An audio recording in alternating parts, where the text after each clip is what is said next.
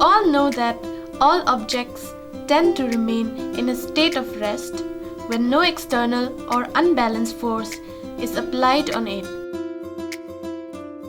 And it keeps moving in the same velocity when an external force is applied to it.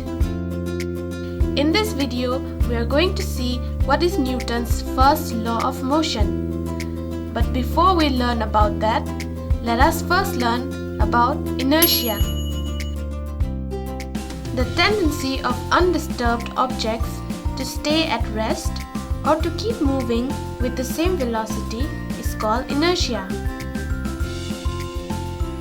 A ball on the ground when kicked will keep on moving unless an external force stops it, and will remain in the state of rest when no external force is applied. This is because of inertia. So here comes Newton's first law of motion, which states that an object remains in a state of rest or a uniform motion in a straight line unless compelled to change that state by an applied force. Some experiences that we come across while traveling in a car can be explained on the basis of the law of inertia.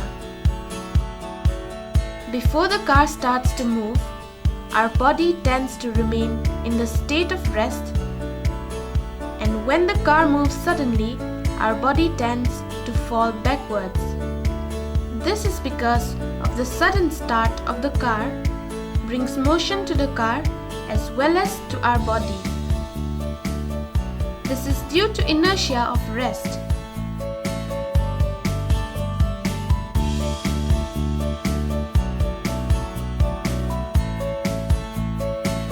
Now, when the car makes a sharp turn at a high speed, we tend to get thrown on the opposite direction of the car.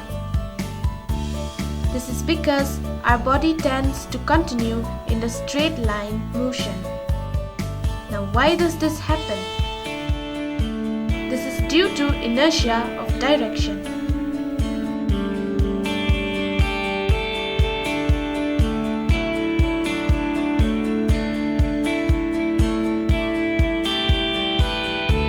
Now, when the driver applies a braking force to stop the car with the application of brakes, the car slows down, but our body tends to continue in the same state of motion because of its inertia of motion.